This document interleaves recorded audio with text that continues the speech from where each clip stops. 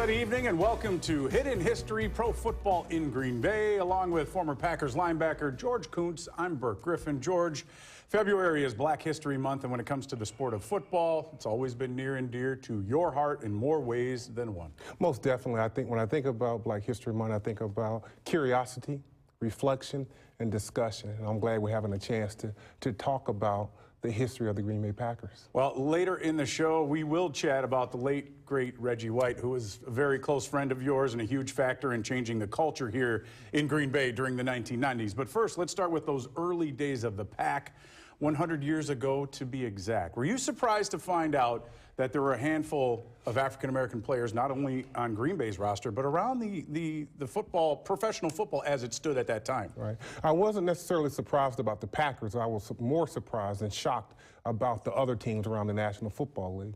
But just having a chance to reflect and think about a guy by the name of Bob Mann, who played with my grandfather back in the 1930s in New Bern, North Carolina. He opened up a door in 1950. And I walked through that door some 42 years later in 1992. That is amazing. Yes. That is just an amazing story that you played for the same team and your grandfather played high school hoops with them. Yes. Who would have thought? All right. Well, as part of Black History Month, the Neville Public Museum has an exhibit called Delay of Game, which goes into great detail when it comes to the history of African Americans who have played football here in Green Bay. And so we started having these internal discussions about, well, maybe what could we do that's a little bit more thought-provoking and something maybe that other places haven't done or there's not a lot of research on. And that's when we came up with, really focusing on the African-American experience in Green Bay and how that relates to the Packers and how those players coming from big cities at a time when segregation and discrimination were, rampant in the South, they come here and they travel, and what does that all mean? Oh, the whole idea of being able to create Delay of Game was to start with the Neville's collection. We have this amazing photography collection, and photographs can speak words without us even having to put, labels around them. But we also have the Press Gazette newspaper collection, which the headlines were kind of the inspiration for kind of the way the exhibit was set up as to they're just telling you what that headline was on a particular day and a particular time. Well, there were a few African-American players in the 20s, and the Packers had one, a player by the name of Walt Jean. I think it was 1925 and 26. Nobody knew it, though. He had a black father, a white mother, and so he was never recognized as being the first African-American player here. He just played here briefly for 2 years, or he played here for 2 years. So Delay of Game is really a nod to they were not, they were part of the game early on, and then there was this kind of silent ban on African-American players in professional football, and then they kind of had their resurgence in the 40s, and then even then, there's still these, unspoken quotas on how many players you can have, and so really their success in the game comes later than it probably should have.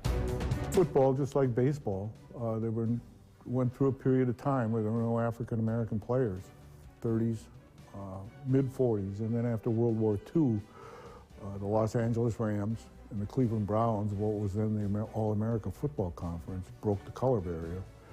And slowly, the numbers increased in the NFL. And it's ironic because, when we talk about, breaking the color barrier in sports, Jackie Robinson is the #1 name that people think of, but actually his UCLA teammates broke the barrier in football a year before he joined Major League Baseball. And he actually was a great football player. He was a great quarterback. And so no one ever talks about that, right? So Kenny Washington and Woody Strode and a couple others were really the ones to break that barrier in '46. And then really the Packers, it doesn't happen until several years later. Bob Mann was signed the day before the final home game against San Francisco, played in the snow in late November at Old City Stadium, and finished the season with the Packers, and then played 3-4 years. He was good enough to be in the Packers Hall of Fame. Bob was really the first one to play in a game. There were actually a couple that had joined during training camp, but they weren't signed to the team. And Bob had actually broken the color barrier for the Detroit Lions a few years earlier, so he kind of was used to being that trailblazer. He described it as a quaint, small town. It was definitely a football town where everybody, like him, was passionate about football. He said the city embraced him. Some of his teammates did too, and some did not, being the first African American. Some people said he was the first brown-skinned person of color that they had ever seen in their lives or met before. So that was an experience for everybody. All right, George, a couple of things to bring up. They called it the Roaring Twenties, and for a reason probably more progressive, because there was an unofficial ban on black players during the 30s all the way up to World War II, like we heard. Right, and you look at the Green Bay Packers, they made a stand in 1950, and you look at the Washington Redskins, they didn't have a black player until 1962, and that was forced upon them by President Kennedy and Robert Kennedy. So they didn't do it willingly, but the Green Bay Packers, it was part of their mission. And Jackie Robinson, obviously, he was a quarterback at UCLA with those guys, Washington and Strode, who became the first players prior to him. But most people think it was Jackie Robinson, when in fact it was there were others. Right, there was a lot of others, and you look at Vince Lombardi, he also brought in the first African-American in the front office with Bobby Mitchell in 1969 with the Washington Redskins. All right, when we come back on Wisconsin's Hidden History, if you're a football fan, you already know the influence that Vince Lombardi had on the field. A huge part of his legacy, though, was off of it. That's coming up on Wisconsin's Hidden History.